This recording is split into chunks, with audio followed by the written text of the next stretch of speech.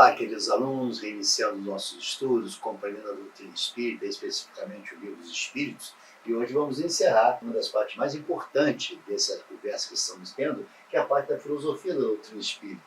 Então, como de costume, finalizando esse capítulo, que é o capítulo 12 da perfeição moral, eu sempre deixo aquela perguntinha para que você possa, ao longo de nossa conversa, tentar responder. Diante de todas as dificuldades que o homem vivencia, de tantas solicitudes que o mundo te oferece, como resistir à violência, como resistir a esse controle nosso para evitarmos que seja arrastado para o mal? Vamos ver? Não se esqueçam de se inscrever em nosso canal, ativar o sino para receber notificações de novas postagens e se estiverem gostando dos vídeos, dá um like pra gente.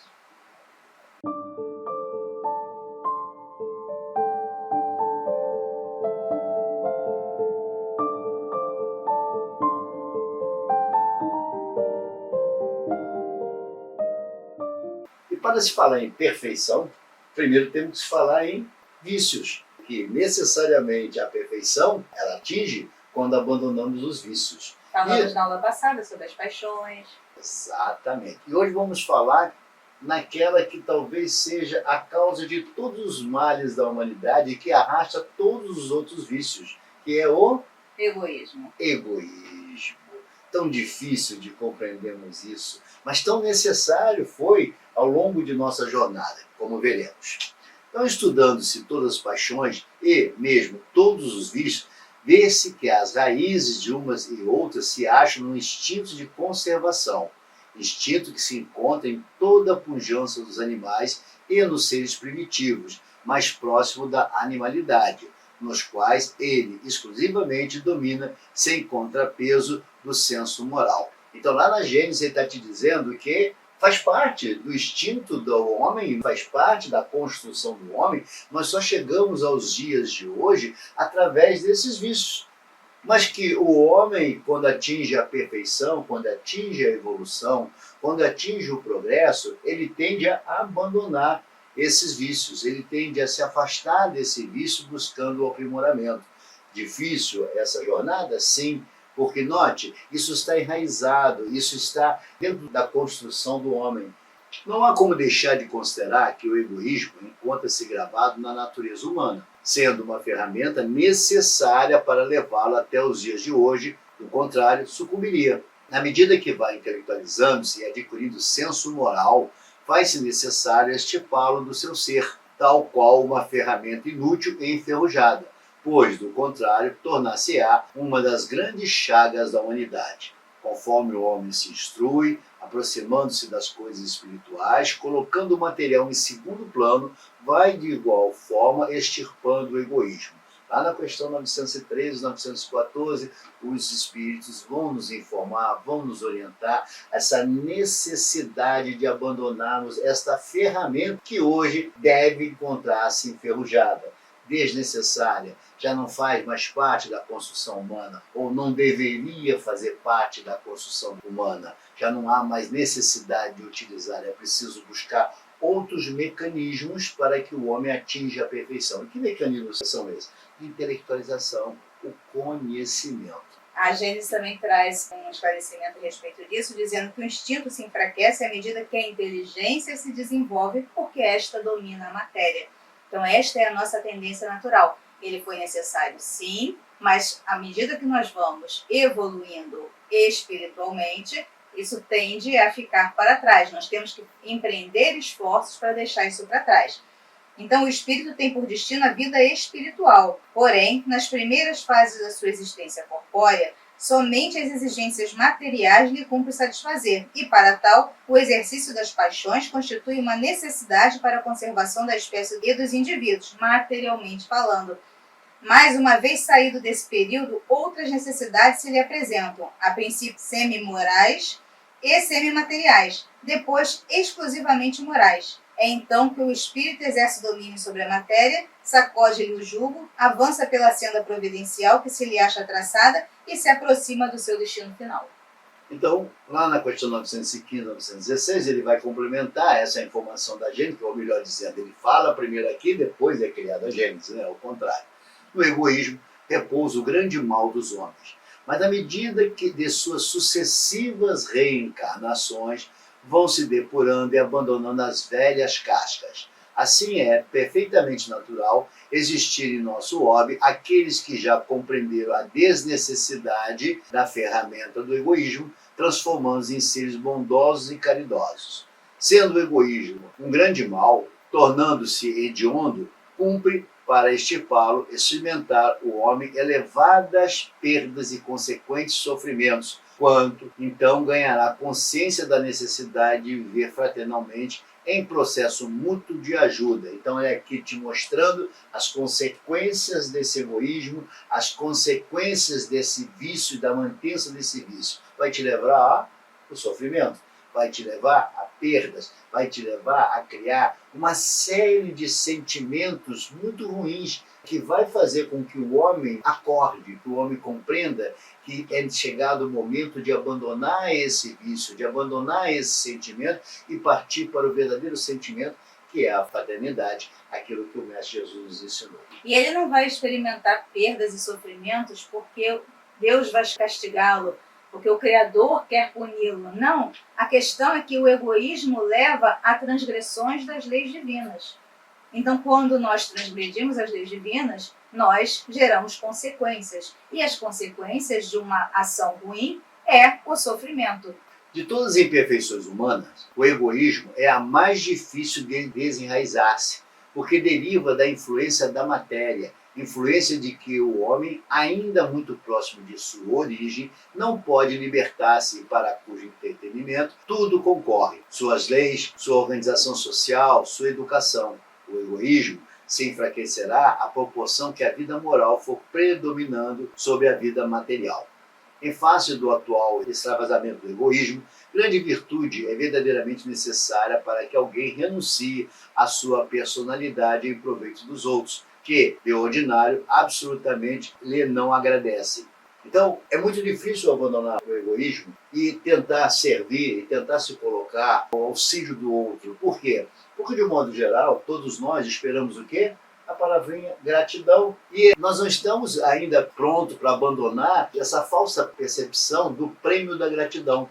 Porque o verdadeiro ser que atingiu a magnitude da perfeição, ele não se preocupa com a gratidão, ele não se preocupa em receber algo pelo fazer bem, ele simplesmente o faz. Faz o bem pelo bem. O bem pelo bem. Ele faz, ele realiza, ele não espera nada, ele não espera sequer um agradecimento, ou um sorriso, ou um aceno de cabeça, ele simplesmente faz. Isso mostra a elevação desse ser, essa maturidade. Ainda poucos têm. Por quê? Porque, como ele bem explica, ainda estamos presos ao nosso egoísmo, ainda estamos presos às nossas leis, à nossa organização social, a própria educação nossa ainda é construída sob as bases do egoísmo, como se não pudesse existir outras formas de evoluir senão através do egoísmo. O egoísmo for uma ferramenta para nos levar ao progresso, para nos impulsionar, para fazer com que houvesse a nossa conservação. Hoje já não é mais necessário. Hoje esse vício que ainda está a amoldar o nosso ser é o grande entrave da humanidade, é o grande problema de todos nós. Aliás, é o grande sofrimento da humanidade. Ou as guerras são o quê? Nada mais do que embate de egos. É isso que acontece. Se analisarmos os dois lados que estão em conflito, começaram aonde? Com as duas lideranças sendo feridos seus egos. Pronto, estabeleceu-se a guerra. O homem deseja ser feliz e natural, e é o sentimento que dá origem a esse desejo. Por isso é que trabalha incessantemente para melhorar a sua posição na Terra, que pesquisa as causas de seus males para remediá-los. Quando compreender bem que no egoísmo reside uma dessas causas, a que gera o orgulho, a ambição, a cupidez, a inveja, o ódio, o ciúme, que a cada momento magoa, a que perturba todas as relações sociais, provoca as dissensões, aniquila a confiança, a que obriga a se manter constantemente na defensiva contra o seu vizinho, enfim, a que do amigo faz inimigo, ele compreenderá também que esses vícios é incompatível com a sua felicidade e podemos mesmo acrescentar com sua própria segurança. E quanto mais haja sofrido por esse efeito desse vício, mais sentirá a necessidade de combatê-lo, como se combate a peste, os animais nocivos e todos os outros flagelos. O seu próprio interesse a isso o induzirá. O egoísmo é a fonte de todos os vícios, como a caridade o é de todas as virtudes. Destruir um e desenvolver a outra, tal deve ser o alvo de todos os esforços do homem, se quiser assegurar a sua felicidade nesse mundo, tanto quanto no futuro. Isso está lá em Nota de Kardec, ele é extenso, mas extremamente interessante, extremamente proveitoso, te apresentando a chave da felicidade. É isso que o mundo espiritual vai nos convidar a receber. Nem todos nós está apto a estender nossas mãos para receber essa chave, mas a chave nos é dada. Qual é o caminho da felicidade? É o abandono do egoísmo. Quando eu abandono o egoísmo, eu passo a me preocupar com o outro, eu passo a servir, eu passo a ser fraterno. E é essa chave que abre as portas, no sentido figurado, do céu prometido pelo Mestre Jesus. E que nós equivocadamente julgamos que o céu seja um local geográfico, um local físico. Não o é. E simplesmente a felicidade é o estado do ser, é se encontrar desta forma. E este é o propósito de todos nós, a busca dessa felicidade. Quer ser feliz? Abandone o egoísmo. Quer ser feliz realmente? Passe a servir, passe a compreender essa magnitude que os espíritos superiores já compreenderam e por isso atingiram esta pleiade de seres iluminados. Falamos dos vícios nas aulas passadas, falamos hoje nas virtudes, e para se tornar verdadeiramente um homem de bem, o que é necessário? Vemos que é necessário a nossa reforma íntima. Mas para que a gente possa fazer essa reformulação, quais são efetivamente essas características que nós temos que buscar? Eu diria mais, como atingir essa condição de homem bem? Nós precisamos de um comparativo. Todos nós precisamos, para fazer com que a nossa ideia se materialize, um exemplo. Quem vai nos dar um exemplo de nos tornarmos um homem de bem? Ou seja, quem vai ser a nossa meta, né? Quem vai ser a nossa meta? Quem vai ser aquele farol que vai iluminar essa caminhada tão difícil para nos tornarmos seres de bem, já que falamos que a solicitude do mundo é muito forte? Quem renunciou a tudo? Quem suportou as dores? Quem fez o bem por fazer o bem, que não esperou nem sequer a gratidão e que ao final de sua jornada teve a grandeza de pedir ao Pai que perdoasse-nos que não sabíamos o que fazia.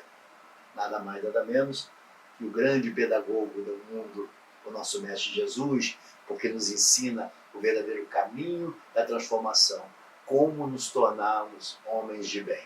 O Espírito prova a sua elevação quando todos os atos de sua vida corporal representam a prática da lei de Deus e quando antecipadamente compreende a vida espiritual. Esta é a ideia. Se você está perfeitamente amalgamado nas leis do Criador, se você cumpre as leis do Criador, você é um ser elevado. Você compreende as leis do Criador, logo você não vai infringi-las, muito pelo contrário, você vai andar no caminho daquilo que foi ditado ou daquilo que é mostrado para todos nós. Não imposto, mas mostrado, porque sim, o Criador não impõe as suas leis, ele as coloca, e as suas transgressões é que nos faz ferir. E até se usa muito essa brincadeira que a gente costuma falar. O fato de você não conhecer as leis da física não impede que você, ao jogar uma pedra para o alto, essa pedra volte e caia na sua cabeça. Lei da gravidade. E aí está te mostrando, eu não conheço a lei da gravidade, eu não entendo nada de física, mas os efeitos dela você vai sentir. É assim a lei de Deus. O fato de você não as compreender, mas as transgressões farão com que você sofra as ações da sua transgressão. Verdadeiramente, o homem de bem é o que pratica a lei de justiça, amor e caridade na sua maior pureza. Sem interrogar a própria consciência, os atos que praticou, perguntará se não transgrediu essas leis, se não fez o mal, se fez tudo o bem que podia, se ninguém tem motivos para dele se queixar, enfim, se fez aos outros o que desejara que lhes fizesse. Possuído do sentimento de caridade, de amor ao próximo, faz o bem pelo bem, sem contar com qualquer retribuição, e sacrifica seus interesses à justiça. É bondoso, humanitário, benevolente, para com todos, porque vê irmãos em todos os homens, sem distinção de raça nem de crenças. Está lá na questão 918, nota de Kardec, que é falado sobre isso. E se nós buscarmos uma similitude disso que está dizendo, nós vamos encontrar lá no livro dos mortos, lá nos egípcios, quando o homem chega para pesar as suas ações, lhe será perguntado isso. Se você visitar a história, você vai encontrar isso que nós estamos comentando. Então os egípcios já nos falavam sobre essa condição do homem atravessar os portais para o mundo superior ou o mundo inferior, dependendo da resposta que dá. Então nós poderíamos discorrer aqui sobre vários caracteres do homem de bem. Entretanto, nós apresentamos para você um modelo maior que a gente pode seguir. Aquele que esteve entre nós e que nos ensinou que nós podemos sim resistir às provações, que nós podemos sim aceitar com resignação os nossos sofrimentos e que nós podemos seguir adiante nos melhorando a cada dia. E aí, tentando responder à questão que levantamos, como vencer, como resistir a esse mal, como buscar essa transformação, como não ser arrastado pela solicitude do mundo, como não ser levado pela essa onda do mal que assola a humanidade de um modo geral nos últimos tempos. Como fazer isso? Como nos tornarmos seres evoluídos num mundo que ainda tem uma solicitude muito grande ao egoísmo? Porque sim, ser monge no Tibete é fácil. A pergunta não é esta. É como ser monge no dia a dia. É como manter essa paz, essa tranquilidade no mundo atual, sem ser atingido pela essa avalanche, pela essa onda que atinge a toda a humanidade, sem nos contaminarmos. E aí eles nos dizem, o velho amigo sábio nos aponta com segurança o caminho da felicidade, a nos negar que a felicidade reside no autoconhecimento. Pois ao visitar o templo de Delfos, encontrou a célebre frase, conhece a ti mesmo e conhecerás o universo. É o nosso velho amigo Sócrates, que não foi ele que disse essa frase, ele encontra isso estampado, não se sabe de quem é a autoria, e que vai mostrar ao homem como ele atinge essa perfeição, como ele vai se amalgamar às leis do Criador, como ele vai se tornar um espírito superior, um ser elevado. Como atingir? Conhecendo a ti mesmo. O significado é que o primeiro passo para o conhecimento de si mesmo é por meio do verdadeiro encontro com os nossos sentimentos e emoções, ou seja, a base para o entendimento das ações e da sociedade que nos rodeia. É aquilo que conhecemos sobre a nossa essência, de como interagimos com o mundo e nos relacionamos com outras pessoas. Ou seja, é um convite ao nos olharmos no espelho, é fazer com que a nossa alma fique translúcida aos nossos olhos, não aos olhos do outro, mas aos nossos olhos, e ali sim, num olhar mais crítico, mais severo, vamos encontrar as nossas imperfeições e combater essas imperfeições, aniquilar os vícios que estão a nos contaminar, e aí sim vamos trazer toda uma nova roupagem, nos conhecendo, refreando os nossos impulsos, refreando as nossas paixões, tomando as rédeas desse coxo com os cavalos ainda indomados, tomando controle deles. Aí sim, nós começaremos a encontrar o caminho da felicidade. Aliás, é muito comum, ao visitarmos casas espíritas, falarem pra gente que nós temos que fazer nossa reforma íntima. Mas nem todas explicam pra gente o que é essa reforma íntima. E essa reforma íntima, ela começa exatamente aqui. Conheça-te a ti mesmo. Porque você tem que fazer uma análise sincera, mas tem que ser sincera mesmo, de você mesmo. Se olhar realmente no espelho e ver quem você realmente é, analisando os seus sentimentos, como você reage a certas situações, para que você conheça os seus vícios e também as suas virtudes. Porque sim, as virtudes você não precisa melhorar, mas os seus vícios você tem que combatê-los. E você não pode combater aquilo que você não conhece. Você primeiro tem que conhecer e saber aonde você está errando, para que você possa aí sim, na segunda parte, empreender esforços em modificar esses vícios, em se corrigir, em fazendo a tão falada reforma íntima. Mas não é fazer essa análise como um parágrafo, muito ao contrário. Temos que ser intransigentes, duros, cruéis, julgadores de nossa conduta. Não a do outro, mas a nossa. aí sim nós começaremos a olhar dentro de nós e fazermos as devidas correções de nossas atitudes. Porque sim, muitos fazem discursos bonitos, são célebres oradores, têm conteúdos fantásticos, mas as atitudes os revelam o contrário a tudo aquilo que apregoaram. As atitudes demonstram não ser um ser da forma que se apresentam. E não faltam exemplos disso, não faltam lugares onde o amor deveria reinar, ele é um amor aparente, ele é um amor sem segurança, porque ele está alicerçado em falsas palavras, em falsos pilares, porque aquele que profere não vive aquele verdadeiro amor, ele vende um amor, mas ele não vive o verdadeiro amor.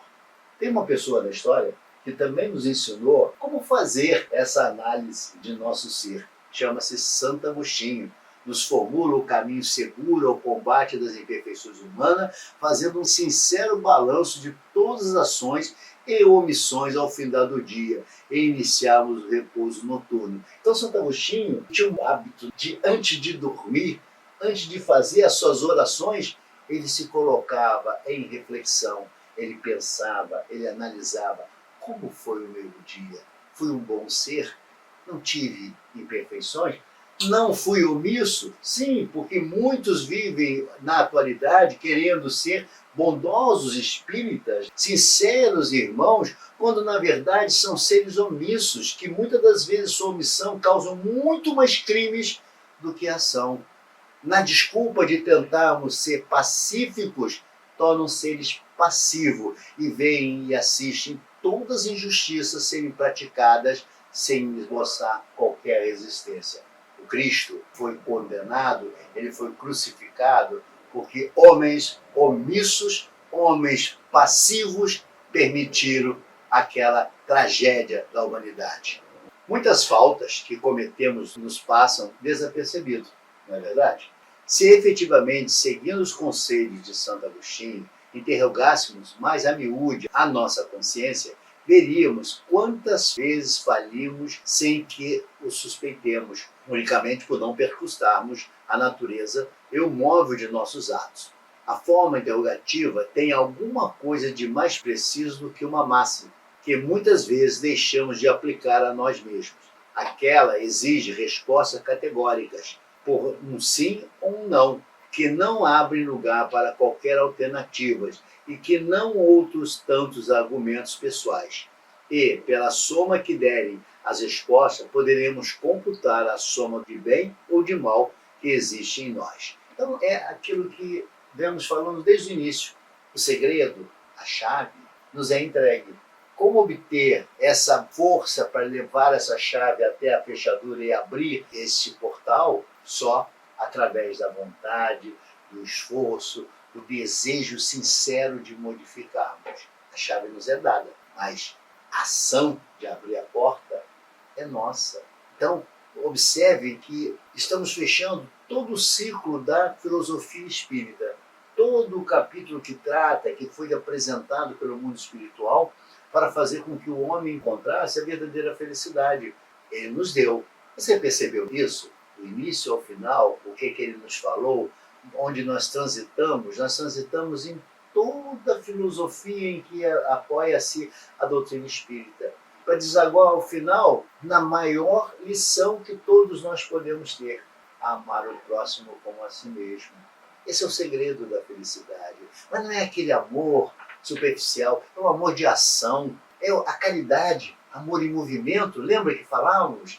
Isso que nos é falado, mas não é a caridade material, como também abordamos em episódios anteriores, é a caridade da modificação, é a compreensão, é o entendimento do nível que cada irmão se encontra na jornada evolutiva que transita entre nós. E aí reside a verdadeira compreensão, aí reside a tolerância, aí reside a fraternidade, aí reside o estender a mão para auxiliar. Note que a chave foi dada. Você recebeu, ao final de todas essas explanações, a chave da felicidade. Abra o céu é seu, a fechadura está lá.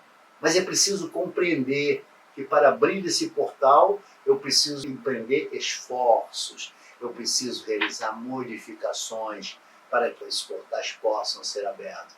Lembrem-se que estamos falando no sentido figurado, que a verdadeira porta está onde? Dentro de cada um de nós. É o convite de Sócrates, conheça a ti mesmo. Então, tudo isso que foi apresentado até então é o caminho seguro para atingirmos a perfeição. É o caminho seguro para abandonarmos todo o sofrimento. Estamos sofrendo hoje porque queremos, porque sabemos onde está a felicidade. Foi nos apresentado. Por isso é tão difícil ser espírita. Por isso essa doutrina ela é tão cruelmente exigente de cada um dos seus adeptos, porque ela nos convida a essa reflexão, ela não nos permite tirar a responsabilidade dos nossos ombros e nos diz: você tem o caminho da felicidade, é só você começar a empreender esforço e andar na estrada do bem, e você encontrará a felicidade.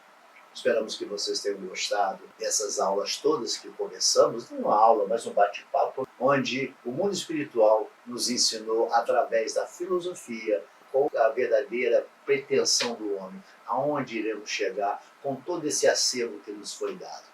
Aprendamos com Sócrates, aprendamos com Santo Agostinho, aprendamos com tantos avatares que passaram por aqui, especialmente o Mestre Jesus, que nos legou a maior filosofia que todos os tempos o homem conheceu, a filosofia do amor, amor ao próximo. Não esqueçam, filosofia é amor ao saber. Busca o saber, busca o conhecer, conheça-te a ti mesmo para que encontre a felicidade. Esperamos que todos vocês rumo a essa felicidade, trabalhem para que ela seja realizada. Trabalhem para essa transformação. Dolorosa? Sim, mas possível. Fique em paz. Que a paz do Mestre Jesus habite em nossos corações.